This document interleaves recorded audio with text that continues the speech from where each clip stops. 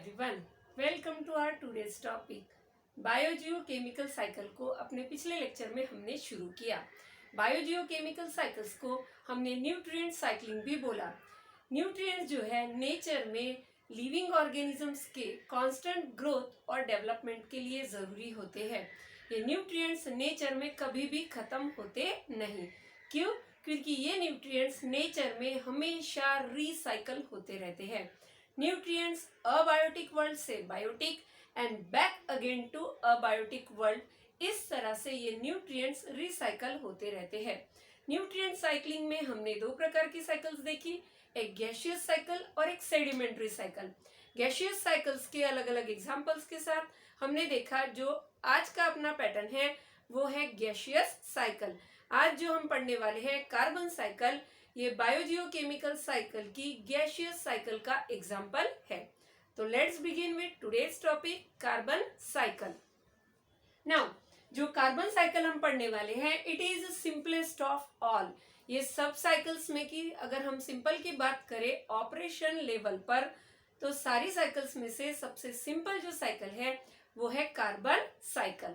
अब कार्बन इतना इंपॉर्टेंट क्यों है और फर्स्ट इसमें हम कार्बन साइकिल को ही क्यों ले रहे हैं? कार्बन जो है ये 49% होता है ड्राई वेट। जो ड्राई वेट है ऑर्गेनिज्म का, इतना इसका 49% जो है ये कार्बन कंस्टिट्यूएंट्स है, इसीलिए कार्बन इतना इंपॉर्टेंट है। साथ साथ में अगर हम सेल्स की बात करें तो सेल्यूलर लेवल पर जो प्रोटोप्लाज्म के कंस्टिट्यूएंट्स यहाँ पर हमारे हैं, इनका मेन कंपोनेंट जो है वो है कार्बन, इसीलिए इतना जरूरी होता है। सारे लिविंग ऑर्गेनिजम्स में यहाँ जो हम बात कर रहे हैं बायोस्फीयर में जो कंस्टिट्यूएंट है कार्बन का वो किस तरह से है? अगर हम लिविंग ऑर्गेनिज्म की बात करते हैं तो 49% क्या है? ये 49% उनका ड्राई वेट है। फिर अगर हम प्रोटोप्लाज्मिक लेवल पर बात करें तो प्रोटोप्लाज्म में कैसा है ये? प्रोटोप्लाज्म के जितने भी सेल्यूलर कंस्टिट्यूएंट्स यहाँ पर बने हुए हैं, इनका मेन कंपोनेंट है कार्बन। इनके बनने के लिए जो जरूरी वो कौन है? Carbon. Carbon is very important. अब अगर हम कार्बन के रिजर्वायर्स की बात करें कि नेचर में कार्बन कहाँ कहाँ से जो प्रेजेंट है और किस अमाउंट में ये प्रेजेंट होता है। नाउ रिजर्वायर की हम बात करें तो सबसे इंपॉर्टेंट रिजर्वायर है एटमॉस्फेयर। एटमॉस्फेयर में किस तरह से? मेजर नहीं, मैंने क्या बोला? इंपॉर्टेंट। मेजर जो रिजर्वायर है वो है ओशन। नाउ अगर हम एटमॉस्फेयर की बात करें तो 1% ग्लोबल जितना भी कार्बन होगा उसका 1% ये एटमॉस्फेयर में प्रेजेंट होता है। अब एक एटमॉस्फेयर के नेचुरल गैसेस की अगर हम बात करें तो ये सपोज एक एटमॉस्फेयर का गैसियस कंस्टिट्यूएंट हम देख रहे हैं, इसमें से मेजर 78.9% किसका होता है? नाइट्रोजन। ओके, कौन है यहाँ पर ज्यादा जो है? यहाँ पर 78.9% जो है नेचर में एटमॉस्फेरिक कंस्टिट्यूएंट में क्या है प्रेजेंट? नाइट्रोजन। फिर 20.95% जो प्रेजेंट है वो है ऑक्सीजन। 0.04% जो प्रेजेंट है वो है carbon dioxide. That is in the form of, यहाँ पर हम किसकी बात कर रहे हैं? कार्बन की। यानी नाइट्रोजन ज्यादा अमाउंट में प्रेजेंट है, उसके बाद ऑक्सीजन, फिर उसके बाद CO2 यानी कि कार्बन डाइऑक्साइड, और जो कंस्टिट्यूएंट इसमें से बच गए 100+ करने के लिए वो है अदर गैसेस, जैसे कि argon. Okay, other gases, remaining percentage is made up of other gases. तो अगर हम यहाँ बात कर रहे हैं 0.04% की, वो क्या है एटमॉस्फेयर में? वो है हमारा gaseous substance, that is carbon dioxide. Clear first reservoir. Now second, moving toward next. अगला जो हमारा रिजर्वायर है दैट इज ओशन। 71% जो ग्लोबल कार्बन है इसका जहां रिजर्वायर होगा वो है ओशन। वो क्या है? ओशन। फिर नेक्स्ट टू दैट, जैसे अगर हम ओशन में और डिटेल्स में देखना चाहें तो ओशन में जैसे रॉक्स होते हैं अंदर, उसके बाद कोरल्स होते हैं अंदर, फॉसिल फ्यूल्स भी होते हैं। इन सभी में ये किस तरह है, ये रिजर्वायर होता है। अगर हम ऑयल, कोल, नेचुरल गैस इस तरह की चीजों की अगर बात करते हैं और फॉसिल फ्यूल्स की, तो ये क्या है, ये नेचर में जो यहाँ पर जो कार्बन प्रेजेंट होगा इनके अंदर, ये लॉन्ग ड्यूरेशन समय तक इनके अंदर इस तरह से प्रेजेंट होता है। इनके रिसाइकलिंग में भी बहुत लंबा समय रहता है। तो ये रिजर्वायर कैसे हो गए, ये लॉन्ग ड्यूरेशन रिजर्वायर्स हो गए। इस तरह के रिजर्वायर्स को सिंक्स बोलते हैं। इस तरह के रिजर्वायर्स को हम क्या बोलते हैं, sinks. Okay, now next to that, पहला हमने क्या देखा, दैट इज एटमॉस्फेयर, फिर ओशन की हमने बात की। अब जो हम बात कर रहे हैं वो है अगली, दैट इज नथिंग बट हमारे ओशन। पहला है एटमॉस्फेयर, फिर है ओशन, अगले है रॉक्स। रॉक्स रिजर्वायर में अगले मेंबर कौन है, रॉक्स। हमको पता है इनके अंदर जो रॉक्स के अंदर जो कैल्शियम होगा, it is in the form of carbonate ions. Calcium carbonate के फॉर्म में इस तरह ये रॉक्स के अंदर प्रेजेंट होता है। नेक्स्ट टू दैट, और अगर इसी में हम देखें तो कुछ समय के बाद क्या होता है, इनका सेडिमेंटेशन होता है, और सेडिमेंट्स बोलकर ये यहाँ पर परमानेंट हो जाते हैं और कार्बन साइकिल से ये रिमूव हो जाते हैं। नेक्स्ट टू दैट इज, अगला है फॉसिल फ्यूल्स। फॉसिल फ्यूल्स में जैसे coal, natural oil, various type of nothing but जो फॉसिल फ्यूल्स की हम बात करते हैं, यहाँ पेट्रोलियम, अलग अलग जो गैसियस सब्सटेंस के कंबशन के बाद जो रिलीज होगा, that is nothing but again the addition of carbon in the environment. मतलब रिजर्वायर के फॉर्म में अगर हम देखें तो एटमॉस्फेयर, फिर ओशन में, फिर उसके बाद rocks, and then that is fossil fuels. इतने फॉर्म में ये नेचर में नेचुरली इन रिजर्वायर्स में ये प्रेजेंट होता है, जिसमें से ocean is the major reservoir of all. Clear है। Now moving toward carbon cycle. सबसे पहले हमने देखा कि कार्बन इतना इंपॉर्टेंट क्यों है, फिर हमने देखा कि ये कौन कौन से रिजर्वायर्स में नेचर में प्रेजेंट होता है। Now let's move toward carbon cycle. ये है एक simple carbon cycle. Carbon cycle को हमने पहले ही बोला कि ये ऑपरेशन के लेवल तक बहुत इजी होती है। नाउ कार्बन साइकिल को कुछ मेन हेडिंग्स के अंदर हम पढ़ने वाले हैं। जो कार्बन साइकिल है इसका बेसिक कंस्टिट्यूएंट जो है, दैट इज इस कार्बन साइकिल में जो बेसिक प्रोसेसेस होंगी जिसमें पूरी की पूरी कार्बन साइकिल कवर हो जाती है, वो प्रोसेसेस है first that is photosynthesis, next to photosynthesis is हमारी अगली जो है वो है respiration. First one photosynthesis, next to that is respiration, and next to that is decomposition,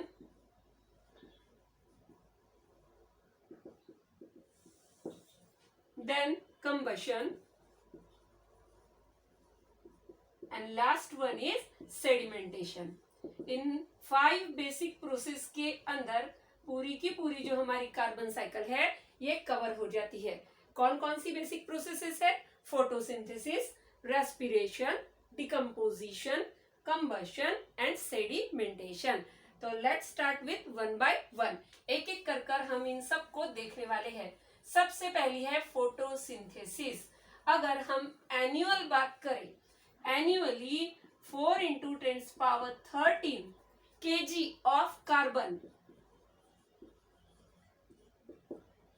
4 × 10⁻13 kg of carbon is annually fixed by the process of photosynthesis. Photosynthesis के process से annual fixation plants कितना carbon का करते हैं, 4 × 10⁻13 kg। इसी तरह के questions हमको कॉम्पिटिटिव एग्जाम्स में आते हैं। ओके, नाउ फोटोसिंथेसिस क्या है। फोटोसिंथेसिस एक ऐसा प्रोसेस है जिससे ग्रीन जो प्लांट्स है, जिनको हमने बोला प्रोड्यूसर्स, क्यों करके वो प्रोड्यूस करने के लिए कैपेबल होते हैं। They have the ability to fix क्या फिक्स करते हैं? ये एटमॉस्फेरिक जो कार्बन डाइऑक्साइड होता है इसको फिक्स कर सकते हैं और इसका जो कन्वर्शन है वो कार्बोहाइड्रेट्स में कर सकते हैं। तो किस तरह से करते हैं? ये जो फोटोसिंथेसिस की हमारी प्रोसेस होगी, देखो एटमॉस्फेयर में जो कार्बन डाइऑक्साइड प्रेजेंट है, जो प्रोड्यूसर्स है जिनको हमने क्या बोला है, हमारे प्लांट्स, ये प्लांट्स क्या करते हैं, फोटोसिंथेसिस के प्रोसेस से कार्बन का फिक्सेशन करते। It is at the level of consumers के लेवल पर किस तरह से ये काम होगा। सी, प्रोड्यूसर्स ने फोटोसिंथेसाइज कर यहाँ पर जो है यूजेबल फॉर्म में एनर्जी को हमारे लिए रेडी कर दिया। इस एनर्जी को अब कंज्यूमर्स अलग अलग फूड चेन्स और फूड वेब के थ्रू यहाँ पर यूटिलाइज करते हैं। अब फूड वेब क्या है? फूड वेब का अगर एक सिंपल एग्जांपल हम ले तो देखो, वेजिटेशन पर कौन कौन डिपेंड होगा? वेजिटेशन पर रैबिट भी डिपेंड होगा। सी, रैबिट, डियर एंड माउस। अब एक सिंपल एग्जांपल लेते, सबसे पहले डियर जिसको हम एंटीलोप भी बोलते हैं, फिर उसके बाद रैबिट और फिर mouse. Okay, rabbit, deer and mouse, ये तीनों भी इस पर डिपेंड है। रैबिट को डायरेक्टली टाइगर खा सकता है। रैबिट को डायरेक्टली कौन खा सकता है? रैबिट को डायरेक्टली यहाँ पर टाइगर जो है खा सकता है। इस रैबिट को आगे फॉक्स भी जैकल, पहले जैकल लेते हैं। ओके, जैकल भी कंज्यूम कर सकता है, तो यहाँ पर इसको वुल्फ भी कंज्यूम कर सकता है, और इनमें से किसी को भी जो खा सकता है वो है टाइगर। अब इस रैबिट को नेक्स्ट जो ऑर्गेनिज्म है वो कौन कंज्यूम कर सकता है? फॉक्स। ये जो वुल्फ है ये इस फॉक्स को भी खा सकता है। साथ में ये जो माउस है ये फॉक्स से भी ईटन होगा, तो साथ साथ में इसको वाइल्ड कैट भी खा सकती है, और इस वाइल्ड कैट को अगेन टाइगर भी खा सकता है। तो हम देख रहे हैं कि किस तरह से फूड हैबिट में यहाँ पर क्या है, इंटरकनेक्शन। मतलब कोई एक ऑर्गेनिज्म दूसरे ऑर्गेनिज्म को भी खा सकता है, तो कोई एक ऑर्गेनिज्म बहुत सारे ऑर्गेनिजम्स को भी खा सकता है। मतलब ये क्या हुई इन सब की फूड पैटर्न्स। जब इस तरह जैसे वेबी पैटर्न यानी जाले में जिस तरह ये फूड चेन जो चलती है, अलग अलग फूड चेन, जैसे ये एक सिंपल फूड चेन हुई, ये एक फूड चेन हुई, ये भी एक फूड चेन हुई, लेकिन ये अलग अलग फूड चेन एक दूसरे से इस तरह जब इंटर रिलेट होती है तो इसी को हम बोलते हैं फूड वेब। तो जब कंज्यूमर लेवल पर जो यहाँ पर तैयार किया है प्रोड्यूसर्स ने, ये जब इस कंज्यूमर लेवल तक इस तरह चलता है तो क्या हो रहा है, यहाँ पर जो कार्बन का फिक्सेशन यहाँ पर हमने पहले किया था फोटोसिंथेसिस के थ्रू, इसी कार्बन का अलग अलग लेवल पर क्या चल रहा है, कंजम्पशन चल रहा है, और इसी को हमने बोला है नथिंग बट रेस्पिरेशन। इसी को हमने क्या बोला है, रेस्पिरेशन। सी, रेस्पिरेशन को अगर देखना है तो क्या होता है, जो यहाँ पर हमने यूजेबल फॉर्म में कार्बोहाइड्रेट को तैयार किया था, इस कार्बोहाइड्रेट का क्या होता है, इस कार्बोहाइड्रेट का एनर्जी में कन्वर्शन होता है और CO2 का रिलीज होता है। मतलब जो CO2 हमने यहाँ फिक्स किया था उसको फिर से इन सारे ऑर्गेनिजम्स के रेस्पिरेशन के थ्रू हम नेचर में वापस रिटर्न देने वाले हैं। समझ में आ रहा है? जैसे हम ले भी रहे हैं तो साथ साथ में पैरेलली एटमॉस्फेयर को ये दे भी रहे हैं। This is nothing but cycling. Clear? Now अगला जो हमारा है that is decomposition. See, decomposition को हम इस पैटर्न में भी देख सकते हैं, wolf, okay, jackal, wolf and tiger. Now कोई भी ऑर्गेनिज्म, चाहे वो प्रोड्यूसर हो चाहे वो कंज्यूमर हो, एक लेवल के बाद, एक पर्टिकुलर टाइम पीरियड के बाद ये ऑर्गेनिजम्स डेड हो जाते हैं, और जैसे ही ये ऑर्गेनिज्म डेड हो जाएंगे, यहाँ पर बैक्टीरिया, माइक्रो ऑर्गेनिजम्स और उसके साथ साथ हमारे सैप्रोफाइट्स, ये सभी क्या हो जाते हैं, ये सभी यहाँ पर इनका डीके करने के लिए आ जाते हैं। इन सभी को ये सभी क्या करते हैं, ये सभी हमारे बैक्टीरिया, माइक्रो ऑर्गेनिज्म, सैप्रोफाइट, ये सभी इस तरह डेड और डीके जो यहाँ पर चीजें रहेंगी, चाहे वो प्लांट से आए, चाहे वो इन कंज्यूमर से किसी से भी आए, यहाँ पर ये सारे ऑर्गेनिजम्स मरने के बाद इनका डिकम्पोजिशन होगा और इनके बॉडी में जो जो कॉम्प्लेक्स सब्सटेंस है वो कॉम्प्लेक्स का नेचर में फिर से सिंपल कर सॉइल में रिटर्न दे दिया जाएगा। क्लियर है? अब ये हुआ अबाउट डिकम्पोजिशन। ये क्या देखा हमने? Decomposition. Now next to that is nothing but combustion. अब जितने ऑर्गेनिजम्स यहाँ पर डेड और डिके हुए हैं, इन सभी ऑर्गेनिज्म से जो भी ऑर्गेनिक मैटर यहाँ सॉइल में आया है, ये ऑर्गेनिक मैटर क्या किया था? पहले लिया और फिर उसके बाद रिलीज कर दिया। अब यहाँ से जो भी मैटर यहाँ पर है, यहाँ ये सॉइल का अब कंस्टिट्यूएंट बन चुका है और इसी से आगे क्या बनने वाले हैं? इसी से आगे बनने वाले हैं फॉसिल फ्यूल्स। क्या होने वाले हैं इसी से? Fossil fuels. अब इन फॉसिल फ्यूल्स का जब इंडस्ट्रीज में, अलग अलग मोटर व्हीकल्स में इनका जब बर्निंग होगा, सी ये जो फॉसिल फ्यूल्स है ये इंडस्ट्रियल लेवल पर, मोटर व्हीकल्स, अलग अलग जगहों पर क्या होगा? इनका बर्निंग होगा और जो स्मोक रिलीज होगा that will be again release to where? It will be again release to the atmosphere. हम फिर से इसको एटमॉस्फेयर में क्या करने वाले हैं? रिलीज करने वाले हैं। इसके साथ कुछ और जो है यहाँ पर क्वांटिटीज में कार्बन रिलीज होता है, जैसे कि वोल्केनिक इरप्शंस। अगर कहीं पर कोई ज्वालामुखी भी अगर यहाँ पर जो ब्रस्ट होता है तो इससे बहुत ज्यादा क्वांटिटी में कार्बन निकलेगा और वो तुरंत एटमॉस्फेयर में रिलीज कर दिया जाएगा।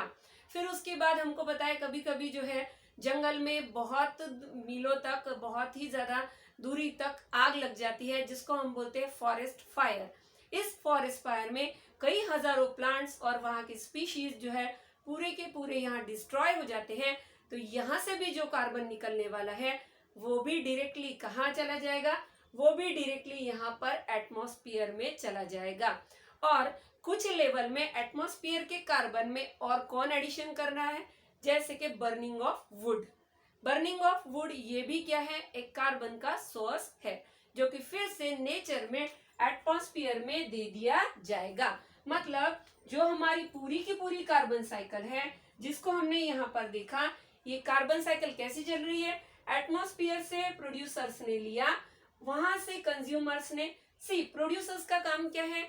इस कार्बन को ऐसे फॉर्म में क्रिएट कर दो जहां से कंज्यूमर उसको यूज कर सके। अब जो प्रोड्यूसर्स यहाँ पर जो क्या करते हैं, इसको यूजेबल फॉर्म में कन्वर्ट कर देते हैं। फिर वो कौन लेता है? कंज्यूमर्स। कंज्यूमर्स हमने देखा अलग अलग फूड चेन और फूड वेब के लेवल पर यहाँ लेते हैं। इन कंज्यूमर्स ने सब कुछ यहाँ पर जो है ले लिया और लेने के बाद कुछ अमाउंट में कार्बन जो है, सी हम जो रेस्पायर कर रहे हैं इससे कंटिन्यू क्या बाहर जा रहा है? CO2। ये जो कार्बन डाइऑक्साइड बाहर निकल रही है ये फिर से कहाँ चली जा रही है? एटमॉस्फेयर। यानी कुछ लेवल पर प्रोड्यूसर्स और कंज्यूमर्स के जो यहाँ से रेस्पिरेशन के थ्रू भी कौन बाहर जा रहा है? यहाँ पर CO2 बाहर एटमॉस्फेयर में फिर से दे दिया जा रहा है। फिर जो कंज्यूमर्स है जब ये डेड हो जाएंगे तो इनके हमने देखा कि जो सेलुलर लेवल पर बात की तो सारे सेलुलर लेवल पर जो कार्बन है ये मेन कंस्टिट्यूएंट था। तो इन सभी के डेड और डीके के बाद ये फिर से किसी के पास चला जाएगा? फिर से सॉइल के पास चला जाएगा। और जो फॉसिल फ्यूल्स यहाँ पर रेडी हो रहे हैं, इन फॉसिल फ्यूल्स के लिए यहाँ पर फिर से बर्निंग के प्रोसेस से और यूज करने की वजह से नेचुरल गैस, ऑयल और बहुत तरह के पेट्रोलियम प्रोडक्ट्स, ये सभी का जब कंबशन होगा तो फिर से कार्बन नेचर में फिर से रिटर्न दे दिया जाएगा। मतलब इस तरह से कार्बन हमने अबायोटिक वर्ल्ड से लिया, बायोटिक वर्ल्ड में हमने उसका जो है यूज किया and then again abiotic world में हमने उसको रिटर्न दे दिया। This is nothing but cycling of carbon. जो हमारा कंपाउंड था कार्बन, इस कंपोनेंट का हमने क्या कर लिया? यहाँ पर यूज भी कर लिया लिविंग ऑर्गेनिजम्स के लिए जो बायोस्फीयर में प्रेजेंट है, और फिर से नेचर को रिटर्न भी दे दिया ताकि यहाँ पर नेचर का बैलेंस मेंटेन रहे। बट देखो अगर यहाँ पर कार्बन का कंटेंट और कार्बन का इमिशन अगर बढ़ गया और फिक्सेशन अगर कम हो गया तो क्या होगा? नाउ डे बाय डे क्या हो रहा है? प्लांट्स को कट किया जा रहा है, बहुत ज्यादा अमाउंट में डिफॉरेस्टेशन हो रहा, तो कार्बन का क्या नहीं होगा? फिक्सेशन। और यहाँ क्या हो रहा है? यहाँ बहुत सारे व्हीकल्स और इंडस्ट्रीज से बहुत इमिशन शुरू है, मतलब यहाँ का इमिशन जो है अगर ज्यादा बढ़ जाता है और फिक्सेशन, डिफॉरेस्टेशन होगा तो प्लांट्स ज्यादा कटेंगे, तो यहाँ पर फिक्सेशन का रेट कम हो जाएगा, मतलब यहाँ पर अगर कम और यहाँ पर अगर ज्यादा होगा तो कार्बन कंटेंट एटमॉस्फेयर का बढ़ना शुरू हो जाएगा। और जब कार्बन एटमॉस्फेयर में ज्यादा होगा तो क्या होगा? It will heat up, global warming होगी, और ग्लोबल वार्मिंग से ही अलग अलग जैसे ग्लेशियर्स मेल्ट होंगे और बहुत सारे नेचुरल कैलेमिटीज यहाँ पर आते हैं। तो इसीलिए ये साइकिल कैसी होनी चाहिए? It must be balance. जितना यहाँ पर फिक्सेशन किया जा रहा है वैसे ही अमाउंट में यहाँ पर रिलीज होना चाहिए। जो नेचर नेचुरली, अगर ह्यूमन इंटरफेयर ना करे तो नेचर नेचुरली इसको बैलेंस कर लेता है। ओके, कार्बन साइकिल में हमने सबसे पहले कार्बन साइकिल के इंपॉर्टेंस को देखा। कार्बन क्या है, किस तरह से बॉडी के कंस्टिट्यूएंट्स के लिए जरूरी है। 49% ये ड्राई वेट होता है, इसीलिए यहाँ पर जो है कार्बन का रिसाइकलिंग जरूरी है। फिर हमने रिजर्वायर में देखा कि ओशन 71% जो है यहाँ पर रिजर्वायर है, किसका है? हमारे ग्लोबल कार्बन का, while 1% is only of atmosphere. Clear? फिर उसके बाद लास्ट में हमने देखा कि किस तरह से carbon cycle in 5 basic processes में यहाँ पर कंप्लीट हो जाती है। ओके, जिसमें हमने 5 नंबर की प्रोसेस पे सेडिमेंटेशन को देखा था। ठीक है, sedimentation is what? Sedimentation is nothing but यहाँ पर कुछ अमाउंट में सेडिमेंट्स बोलकर ये परमानेंट सॉइल का हिस्सा हो जाएंगे और साइकिल से रिमूव हो जाएंगे। Lastly that is importance of the carbon cycle. हमने देखा किस तरह से फिक्सेशन और इमिशन अगर बैलेंस किया जाए तो नेचर का कार्बन का कंटेंट बैलेंस रहेगा। नेक्स्ट लेक्चर में हम अगले साइकिल को लेंगे। Hope today's lecture will be helpful for you. Thanks for listening. Have a nice day everyone.